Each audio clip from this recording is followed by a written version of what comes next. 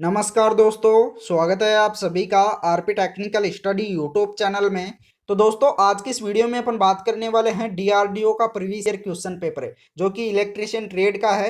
तो इसके 70 most important questions को देखेंगे जो कि बहुत इंपॉर्टेंट होने वाले हैं आगे के एग्जाम्स के लिए। तो चलिए शुरू करते हैं आज।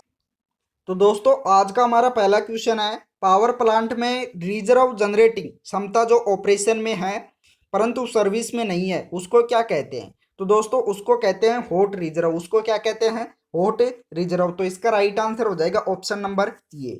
अगला क्वेश्चन दे रखा है, निम्नलिखित में से कौन सा लाइटनिंग स्ट्रोक सबसे खतरनाक है? इनमें से कौन सा लाइटनिंग स्ट्रोक है जो कि सबसे खतरनाक है? तो इसका राइट आंसर हो जाएगा लाइन कंडक्टर पर प्रत्यक्ष आघात है वह सबसे खतरनाक लाइटनिंग स्ट्रोक होता है। तो इसका राइट आंसर हो जाएगा ऑप्शन नंबर सी। अगला क्वेश्चन दे रखा है, ट्रांसमिशन दक्षता बढ़ जाती है जैसे ही।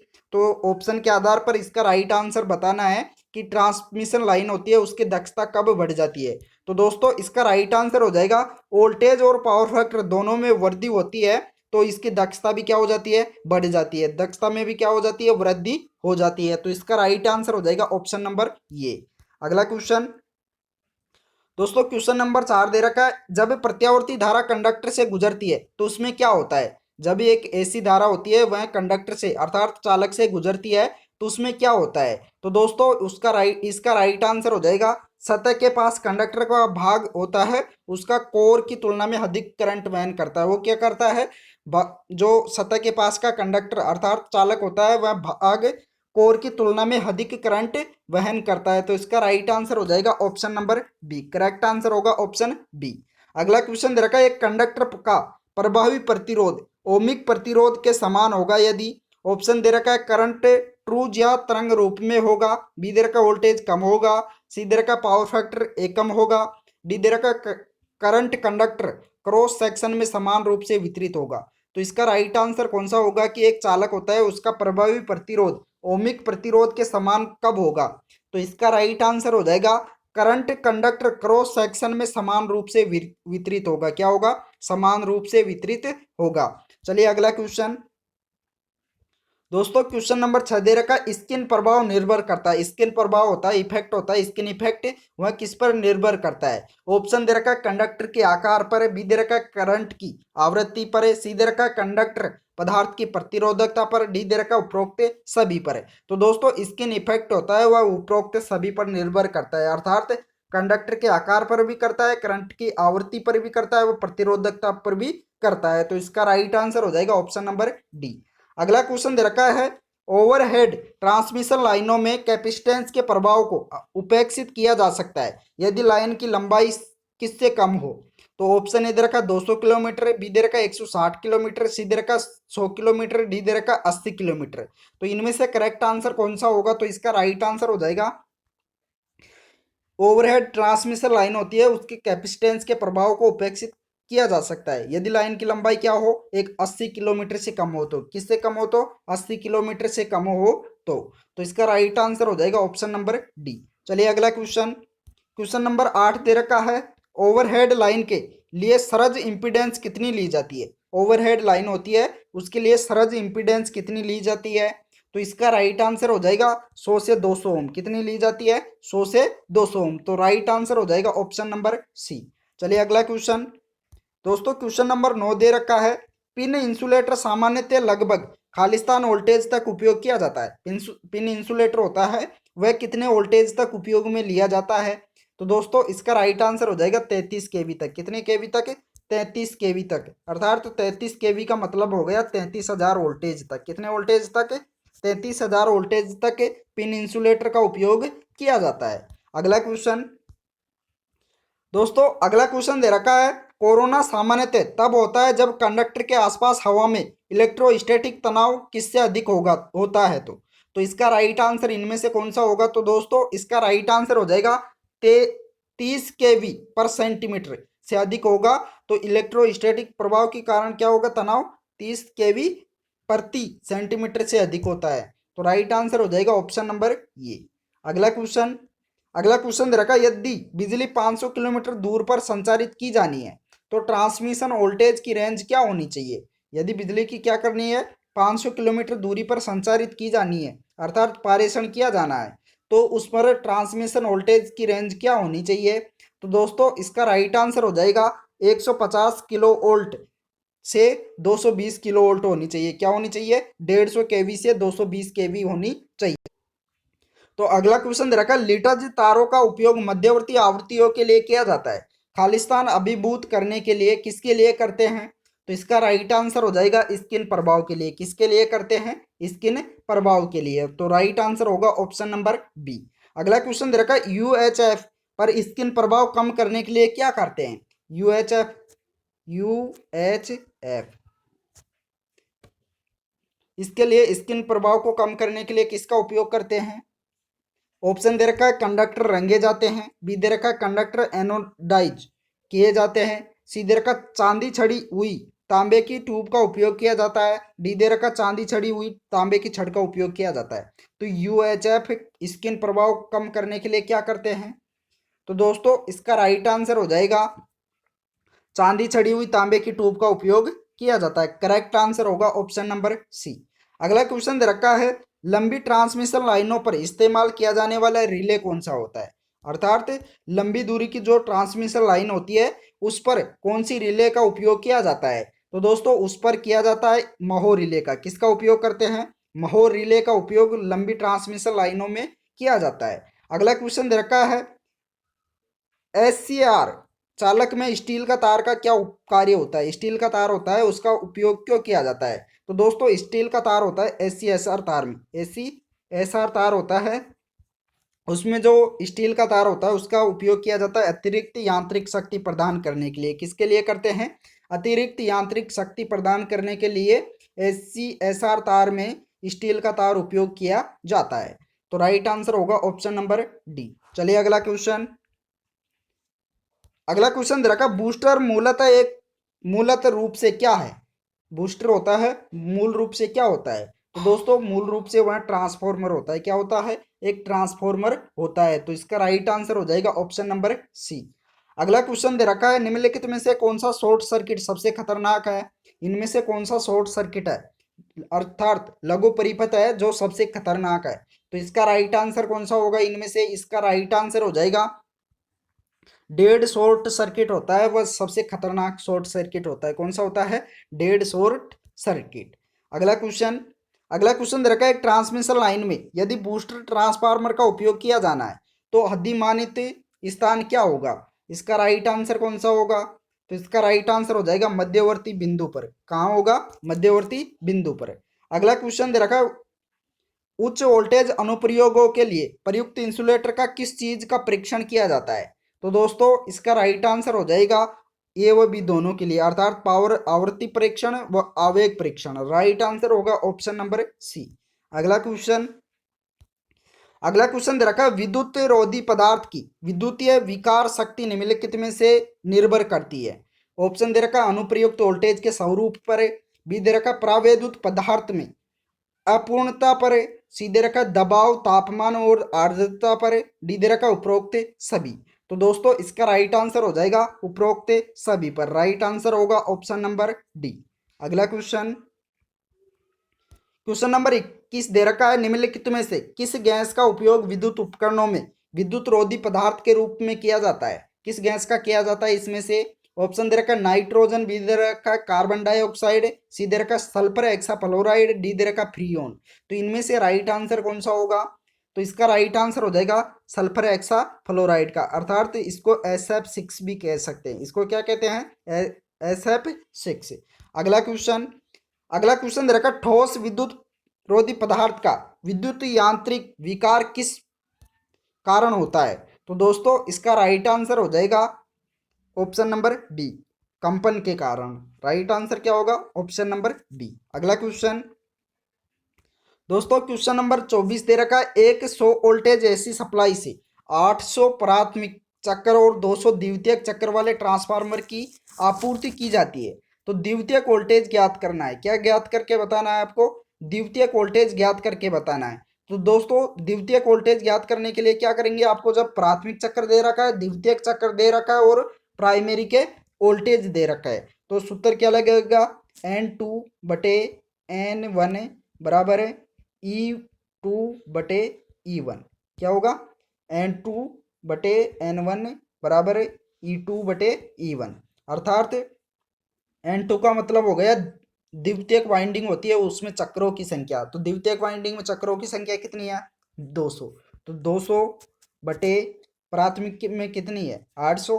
तो 200/800 बराबर E2 कितना दे रखा है? E2 का मान ज्ञात करना है, अर्थात सेकेंडरी में जो वोल्टेज है उसका मान ज्ञात करना है, बटे E1 कितना है? E1 दे रखा है 100 वोल्टेज। कितना है? 100 वोल्टेज। तो इस प्रकार से इसको हल कर लेंगे। क्या करेंगे? इसको हल कर लेंगे, सोल्व कर लेंगे। तो 20 से 20 कैंसिल हो जाएगा। जब इसको काटेंगे तो राइट आंसर क्या हो जाएगा? 25 वोल्टेज। करेक्ट आंसर होगा 25 वोल्टेज। इस प्रकार से आप इसको हल कर लीजिए तो राइट आंसर हो जाएगा ऑप्शन नंबर बी। अगला क्वेश्चन का है, एक 100 वोल्टेज एसी सप्लाई से 800 प्राथमिक चक्र और 200 द्वितीयक चक्र वाले ट्रांसफार्मर की आपूर्ति की जाती है, तो वोल्ट प्रति चक्र ज्ञात कीजिए। आपको क्या ज्ञात करके बताना है? वोल्ट प्रति चक्र ज्ञात करके बताना है, जिसमें सप्लाई वोल्टेज दे रखा है 100 वोल्टेज और प्राथमिक चक्र दे रखे हैं 800 और द्वितीयक चक्र दे रखे हैं 200। तो आपको क्या ज्ञात करके बताना है? वोल्ट प्रति चक्र। तो दोस्तों वोल्ट प्रति चक्र ज्ञात करने के लिए क्या करेंगे? E1/N1 अर्थात प्राथमिक वोल्टेज बटे प्राथमिक चक्रों की संख्या। तो इस प्रकार से इसको हल कर लेंगे। तो प्राथमिक वोल्टेज कितना दे रखा है? Supply voltage 100 voltage. तो 100 बटे सप्लाई जो प्राथमिक टर्न्स है उनकी संख्या कितनी दे रखी है? 800। तो 800 लिखेंगे। तो 100/800 करेंगे तो कितना आ जाएगा? 0.125। राइट आंसर क्या हो जाएगा? 0.125। तो करेक्ट आंसर हो जाएगा इनमें से कौन सा होगा? Option number D. Right answer हो जाएगा ऑप्शन नंबर डी। अगला क्वेश्चन दे रखा है 25 केवीए ट्रांसफार्मर में जिसमें वोल्टेज अनुपात 3300/400 वोल्टेज है, प्राथमिक और द्वितीय करंट ज्ञात कीजिए। क्या ज्ञात करना है? प्राथमिक और द्वितीय करंट ज्ञात करना है, जिसमें लोड दे रखा है 25 केवीए और प्राथमिक वोल्टेज दे रखा है 3300 वोल्टेज और द्वितीय वोल्टेज दे रखा है 400 वोल्टेज। तो आपको प्राथमिक करंट व द्वितीय करंट ज्ञात करके बताना है। तो सबसे पहले क्या ज्ञात करेंगे? सबसे पहले प्राथमिक वाइंडिंग का करंट ज्ञात करेंगे। क्या करेंगे? प्राथमिक का करंट ज्ञात करेंगे। तो सबसे पहले लोड कितना दे रखा है? 25 केवीए। तो 25 का मतलब हो गया 25,000 वोल्ट एम्पियर। कितना हो गया? 25,000 वोल्ट एम्पियर बराबर E1 कितना दे रखा है? E1 दे रखा है 3300 वोल्टेज। कितना दे रखा है? 3300 वोल्टेज गुणा I1 ज्ञात करना है, अर्थात प्राथमिक वोल्टेज प्राथमिक धारा ज्ञात करनी है। क्या ज्ञात करनी है? प्राइमरी की धारा ज्ञात करनी है। तो इस प्रकार से इसको सोल्व कर लेंगे। तो 25,000 में 3300 का भाग देना है। क्या करना है? 25,000 में 3300 का भाग देना है। तो जब 25,000 में 3300 का भाग देंगे अर्थात 20 से 20 कैंसिल हो जाएगा और 250 में अर्थात 250 में 33 का भाग देंगे तो राइट आंसर कितना आ जाएगा? राइट आंसर हो जाएगा 7.58। कितना आ जाएगा? 7.58। तो आपको याद रखना है कि प्राइमरी में करंट का मान कितना हो गया? 7.58। तो यहाँ लिख लेते हैं 7.58 प्राइमरी का हो गया। अब बात करते हैं सेकेंडरी वाइंडिंग का करंट के बारे में। तो सेकेंडरी वाइंडिंग का करंट ज्ञात करेंगे तो उसी प्रकार से कर लेंगे। 25 केवीए का कितना हो गया? 25,000 वोल्ट एम्पियर बराबर E2 का मान दे रखा है 400 वोल्टेज गुणा जो सेकेंडरी वाइंडिंग है उसका ज्ञात करना है। किसका ज्ञात करना है? सेकेंडरी वाइंडिंग है उसका करंट ज्ञात करना है सेकेंडरी का। तो E2 कितना दे रखा है? 400। तो 25,000 बराबर 400 गुणा सेकेंडरी की धारा ज्ञात करनी है। तो धारा का मान ज्ञात कर लेंगे इस प्रकार से। 20 से 20 कैंसिल हो जाएगा। जब 250 में 4 का भाग देना है। क्या करना है? 250 में 4 का भाग देना है। तो इस प्रकार से इसको हल कर लेंगे। तो 250 में 4 का भाग देंगे तो राइट आंसर कितना आ जाएगा? 62.5 एम्पियर। कितना आ जाएगा? सेकेंडरी वाइंडिंग में करंट की मात्रा 62.5। तो सेकेंडरी का हो गया 62.5 और प्राइमरी का हो गया 7.58। इस प्रकार से ऑप्शन कौन सा है? Option number B. Right answer हो जाएगा ऑप्शन बी। इस प्रकार से इसको हल कर लेना है। उसके बाद में अगला क्वेश्चन देखते हैं। तो दोस्तों अगला क्वेश्चन दे रखा है, निम्नलिखित में से क्या घटता है यदि ट्रांसफार्मर की कोर पटलित की जाती है? इनमें से क्या घटता है अगर ट्रांसफार्मर की कोर को पटलित किया जाता है? तो इसका राइट आंसर कौन सा होगा? इसका राइट आंसर हो जाएगा ऑप्शन नंबर बी। क्या हो जाएगा, भंवर धारा हानि कम हो जाएगी अगर ट्रांसफार्मर की कोर को पटलित किया जाता है, अर्थात लेमिनेटेड किया जाता है। तो पटलित का मतलब क्या होता है, लेमिनेटिंग। तो इसका राइट आंसर हो जाएगा ऑप्शन नंबर बी। चलिए अगला क्वेश्चन। दोस्तों अगला क्वेश्चन दे रखा है, ट्रांसफार्मर में लो हानि कहाँ होती है। ट्रांसफार्मर होता है उसमें लो हानि कहाँ पर होती है, कोर में, वाइंडिंग में, रोधन तेल में या मेन बॉडी में। तो जो लो हानि होती है, लो ह्रास, वह कहाँ पर होता है। तो दोस्तों इसका राइट आंसर हो जाएगा, वह होता है कोर में। किस में होती है लो हानि, कोर में होती है। अगला क्वेश्चन दे रखा है, शून्य लोड अवस्था में निम्नलिखित में से कौन सा ह्रास नगण्य है। इनमें से शून्य लोड पर कौन सी हानि न के बराबर होती है। तो इनमें से राइट आंसर को चुनना है कि कौन सा राइट आंसर होगा। तो दोस्तों शून्य लोड पर ताम्र हानि होती है, वह न के बराबर होता है, अर्थात नगण्य होती है। तो इसका राइट आंसर हो जाएगा ऑप्शन नंबर सी। अगला क्वेश्चन दे रखा है, ट्रांसफार्मर में ताम्र हानि कहाँ होती है, कॉपर लॉस होता है, वह कहाँ पर होता है ट्रांसफार्मर में। ऑप्शन ए दे रखा कोर पर है, बी दे रखा वाइंडिंग पर, सी दे रखा मुख्यांग पर, डी दे रखा बुशिंग पर। तो दोस्तों इसका राइट आंसर हो जाएगा, कॉपर लॉस होता है वह वाइंडिंग में होता है। कहाँ पर होता है, वाइंडिंग में होता है। तो इसका राइट आंसर हो जाएगा ऑप्शन नंबर बी। अगला क्वेश्चन। अगला क्वेश्चन दे रखा है, एक ट्रांसफार्मर में किस दशा में अधिकतम दक्षता होगी। इनमें से किस दशा में जो दक्षता होगी वह अधिकतम होगी, अर्थात मैक्सिमम होगी। तो दोस्तों जब इसका राइट आंसर हो जाएगा ऑप्शन नंबर सी, जब ताम्र हानि व लो हानि बराबर होगी, जब अधिकतम दक्षता होगी। क्या होगी, जब दक्षता अधिकतम होगी। तो कॉपर लॉस बराबर आयरन लॉस होना चाहिए। तो राइट आंसर हो जाएगा ऑप्शन नंबर सी। अगला क्वेश्चन। क्वेश्चन नंबर 32 दे रखा है, एक ट्रांसफार्मर कोर में भंवर धारा हानि को किस प्रकार कम किया जा सकता है। एक ट्रांसफार्मर में भंवर धारा अर्थात एडी करंट लॉस होता है, उसको किस प्रकार से कम किया जा सकता है। तो इसका राइट आंसर हो जाएगा पटलों की मोटाई कम करके। क्या करके, पटलों की मोटाई कम करके उसका भंवर धारा हानि को कम किया जा सकता है। अगला क्वेश्चन दे रखा है, एक ट्रांसफार्मर में प्राथमिक और द्वितीयक सर्किट के बीच चुंबकीय युग्मन को किस प्रकार बढ़ाया जा सकता है। एक ट्रांसफार्मर होता है उसमें प्राथमिक और द्वितीयक सर्किट के बीच चुंबकीय युग्मन को किस प्रकार से बढ़ाया जा सकता है। तो दोस्तों इसका राइट आंसर कौन सा होगा, इसका राइट आंसर हो जाएगा ऑप्शन नंबर सी, निम्न विमुक्ता के चुंबकीय कोर का उपयोग करके इसको बढ़ाया जा सकता है। तो इसका राइट आंसर हो जाएगा ऑप्शन नंबर सी। अगला क्वेश्चन दे रखा है, ट्रांसफार्मर में कौन सा ह्रास लोड के साथ मुख्य रूप से बदलता है। इनमें से कौन सा हानि है जो कि लोड के साथ मुख्य रूप से बदलता है।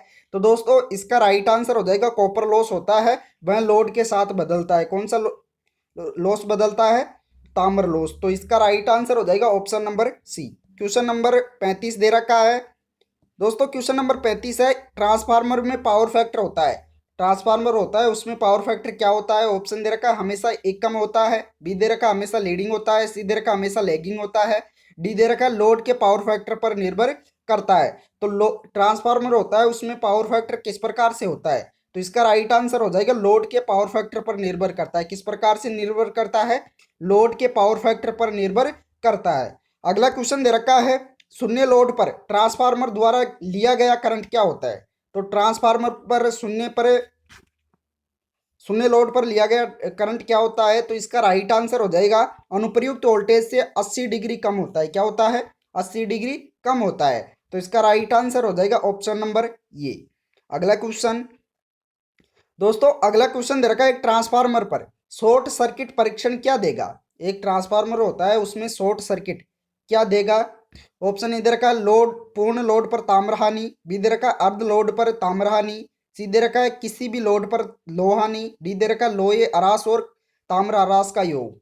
तो राइट आंसर कौन सा होगा इनमें से, क्वेश्चन नंबर 37 में राइट आंसर कौन सा होगा। तो दोस्तों इसका राइट आंसर हो जाएगा, जो शॉर्ट सर्किट परीक्षण होगा वह देगा पूर्ण लोड पर ताम्र हानि। क्या देगा, पूर्ण लोड पर अर्थात फुल लोड पर ताम्र हानि देगा। तो इसका राइट आंसर हो जाएगा ऑप्शन नंबर ये। अगला क्वेश्चन। दोस्तों क्वेश्चन नंबर 38 दे रखा है, ऊंचाई ट्रांसफार्मर किसमें वृद्धि करता है। ऊंचाई अर्थात स्टेप अप ट्रांसफार्मर होता है वह किसमें वृद्धि करता है। तो दोस्तों इसका राइट आंसर हो जाएगा वोल्टेज में वृद्धि करता है। क्या करता है, वोल्टेज में वृद्धि करता है। तो राइट आंसर हो जाएगा ऑप्शन नंबर सी। अगला क्वेश्चन। अगला क्वेश्चन दे रखा है, अपचाई ट्रांसफार्मर में क्या होता है। ऑप्शन ए दे रखा द्वितीयक चक्कर प्राथमिक चक्कर से कम होते हैं, बी दे रखा द्वितीयक शक्ति प्राथमिक शक्ति से कम होती है, सी दे रखा फेज शिफ्ट हमेशा 180 डिग्री होती है, डी दे रखा द्वितीयक करंट हमेशा प्राथमिक करंट से अधिक होता है। तो एक अपचाई अर्थात स्टेप डाउन ट्रांसफार्मर होता है, उनमें इनमें से कौन सा राइट आंसर होगा, आपको इन ऑप्शनों में से राइट आंसर को चुनना है क्योंकि बहुत इंपॉर्टेंट क्वेश्चन है।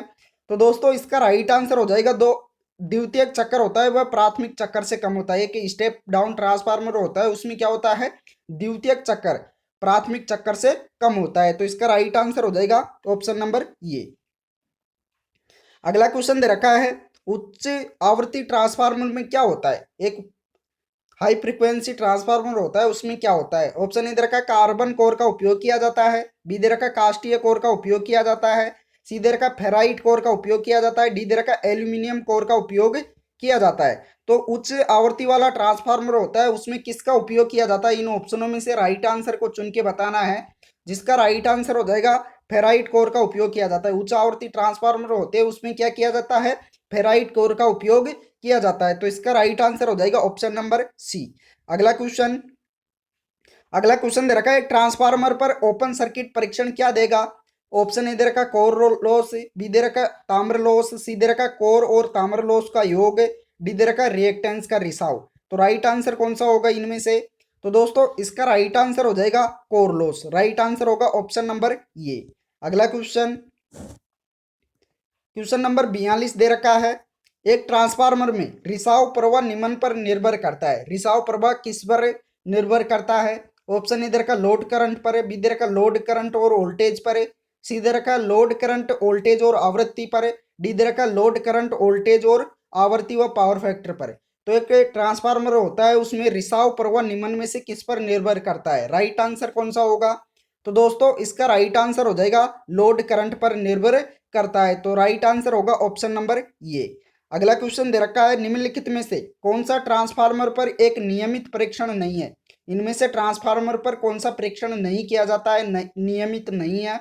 ऑप्शन ए दे रखा पोलैरिटी परीक्षण, बी दे रखा रेडियो इंटरफेरेंस परीक्षण, सी दे रखा कोर इंसुलेशन वोल्टेज परीक्षण, डी दे रखा एविडेंस परीक्षण। तो इनमें से ट्रांसफार्मर होता है उस पर एक नियमित परीक्षण नहीं है, अर्थात नियमित टेस्टिंग कौन सी नहीं है, राइट आंसर कौन सा होगा इनमें से। तो दोस्तों इसका राइट आंसर हो जाएगा रेडियो इंटरफेरेंस परीक्षण नहीं है एक ट्रांसफार्मर पर नियमित परीक्षण। अगला क्वेश्चन, अगला क्वेश्चन दे रखा है ट्रांसफार्मर में यदि पीक वोल्टेज प्राथमिक को दिया जाता है तो ऑप्शन ए दे रखा लो हानि कम होगी, बी दे रखा लो हानि अधिक होगी, सी दे रखा ताम्र हानि कम होगा, डी दे रखा वाइंडेज ह्रास अधिक होगा। तो राइट आंसर कौन सा होगा इसका, राइट आंसर हो जाएगा लो हानि कम होगा। यदि एक ट्रांसफार्मर में पीक वोल्टेज प्राथमिक को दिया जाता है तो लो हानि क्या होगी, कम होगी। तो राइट आंसर होगा ऑप्शन नंबर ये। अगला क्वेश्चन, दोस्तों क्वेश्चन नंबर 45 दे रखा है, एक ट्रांसफार्मर में ट्रांसफार्मर तेल का क्या कार्य होता है। एक ट्रांसफार्मर होता है तो उसमें ट्रांसफार्मर तेल का कार्य क्या होता है।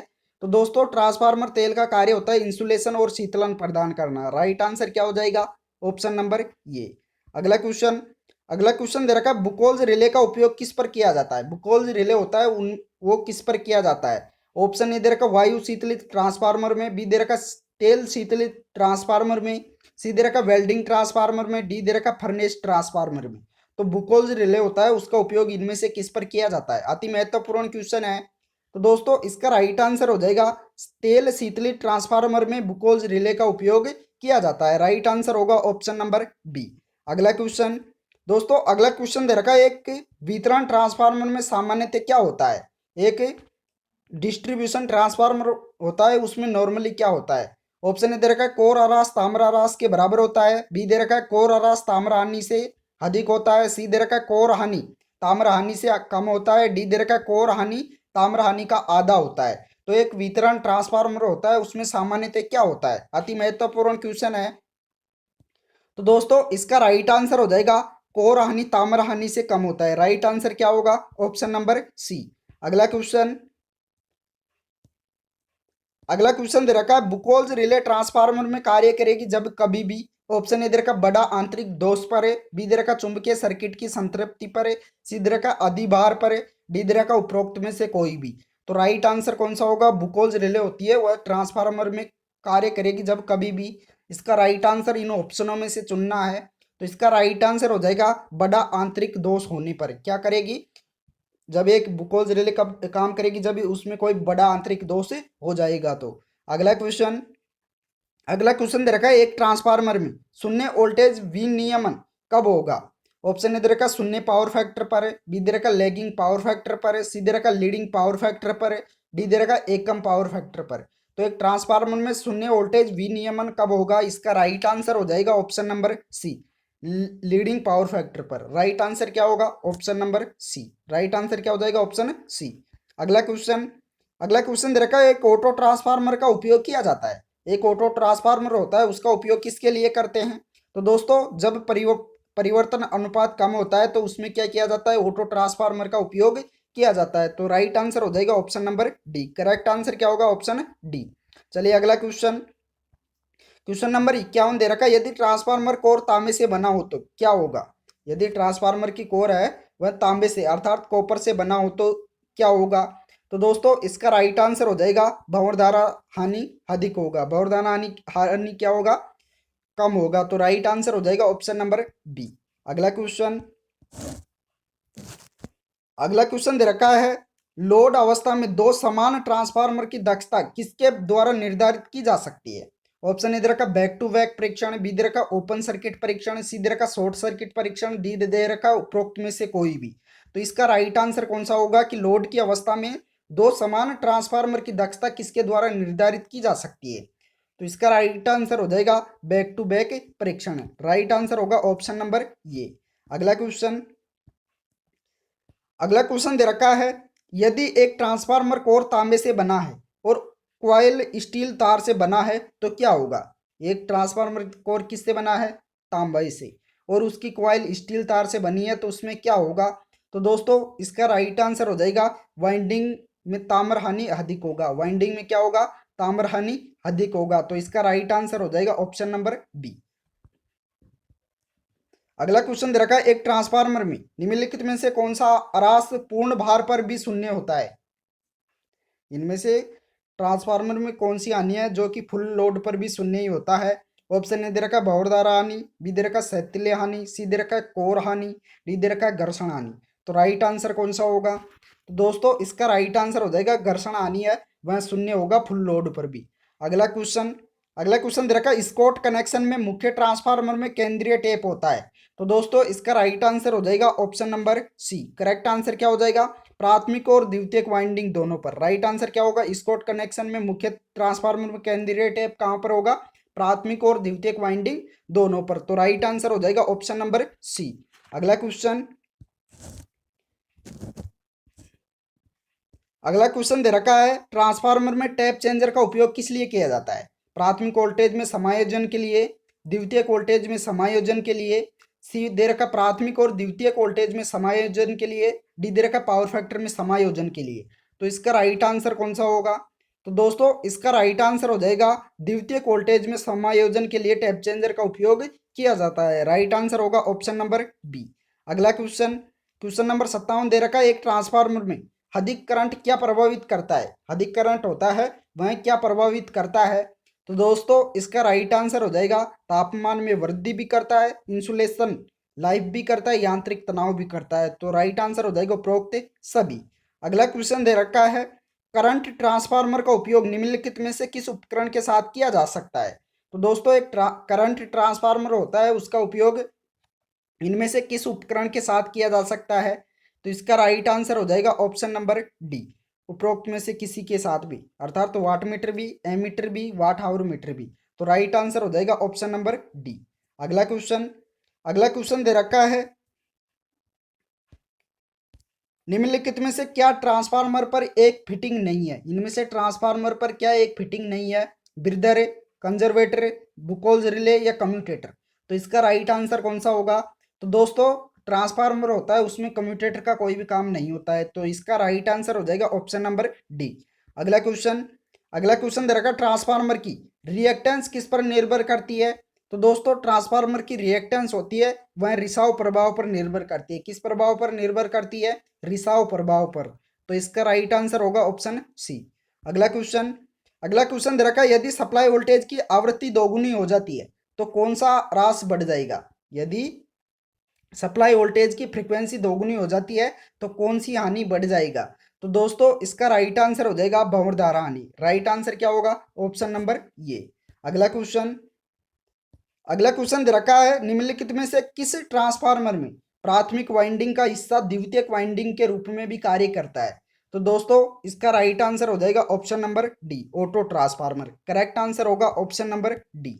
अगला क्वेश्चन दे रखा है, निम्नलिखित किस आवृत्ति में सबसे लंबी अवधि होती है? इनमें से किस फ्रीक्वेंसी में सबसे लंबी अवधि होती है? तो दोस्तों इसका राइट आंसर हो जाएगा 1 हर्ट्ज में। राइट आंसर होगा ऑप्शन नंबर ये, अर्थात जो जितनी जितनी कम हर्ट्ज होगी उसमें अधिक अधिक लंबी अवधि होती है। राइट आंसर क्या हो जाएगा? ऑप्शन नंबर ये। अगला क्वेश्चन, क्वेश्चन नंबर 64 दे रखा है, कौन सा उपकरण एसी को डीसी में परिवर्तित करता है? इनमें से कौन सा उपकरण है जो कि एसी को डीसी में बदलता है? तो दोस्तों एसी को डीसी में बदलने वाला उपकरण होता है रेक्टिफायर। राइट आंसर होगा ऑप्शन नंबर ये। अगला क्वेश्चन, कौन से रंग का तार सामान्यतः घर की तारों में फेज तार प्रदर्शित करता है? इनमें से कौन सा रंग का तार है जो कि हमारे घरों की तारों में फेज तार को प्रदर्शित करता है? तो राइट आंसर कौन सा होगा इनमें से? इसका राइट आंसर हो जाएगा लाल कलर। अगला क्वेश्चन, अगला क्वेश्चन दे रखा, भू इलेक्ट्रोड प्रतिरोध होता है। तो दोस्तों भू इलेक्ट्रोड प्रतिरोध होता है वह होता है पृथ्वी के संदर्भ में भू इलेक्ट्रोड का प्रतिरोध होता है। राइट आंसर क्या होगा? ऑप्शन नंबर ये। अगला क्वेश्चन, अगला क्वेश्चन दे रखा है, किसी भी बिंदु पर पृथ्वी की विद्युत क्षमता को पारंपरिक रूप से क्या लिखा जाता है? सॉरी, क्या लिया जाता है? किसी भी बिंदु पर पृथ्वी की विद्युत क्षमता को पारंपरिक रूप से क्या लिया जाता है? तो दोस्तों इसका राइट आंसर हो जाएगा ऑप्शन नंबर बी, शून्य लिया जाता है। राइट आंसर होगा ऑप्शन नंबर बी। अगला क्वेश्चन, अगला क्वेश्चन दे रखा है, ग्राउंडिंग क्या है? ग्राउंडिंग इनमें से क्या है? ऑप्शन के आधार पर इसका राइट आंसर चुनना है। तो फटाफट इसके चुन के बताइए कि राइट आंसर कौन सा होगा। तो दोस्तों ग्राउंडिंग करंट ले जाने वाला पार्ट्स का ग्राउंड से कनेक्शन करना ही क्या है? ग्राउंडिंग है। तो इसका राइट आंसर होगा ऑप्शन नंबर ये। अगला क्वेश्चन, अगला क्वेश्चन दे रखा, निम्नलिखित में से कौन सा एक अर्थिंग का प्रकार नहीं है? इनमें से अर्थिंग का प्रकार कौन सा नहीं है? ऑप्शन इधर सिस्टम अर्थिंग, बी दे रखा उपकरण अर्थिंग, सी दे रखा स्थितिक और बिजली संरक्षण अर्थिंग, डी दे रखा संतुलन अर्थिंग।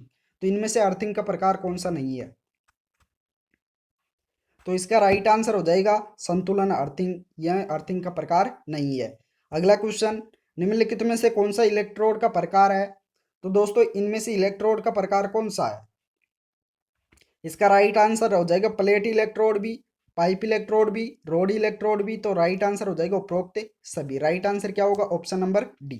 तो दोस्तों इस वीडियो में इतना ही। अगर वीडियो पसंद आया हो तो लाइक कर दीजिए और अपने दोस्तों को भी शेयर कर दीजिए। जिस दोस्त ने भी अभी तक चैनल को सब्सक्राइब नहीं किया है वो सभी दोस्त एक बार चैनल को सब्सक्राइब भी कर लीजिए, साथ ही और नोटिफिकेशन बेल को भी ऑन कर लीजिए।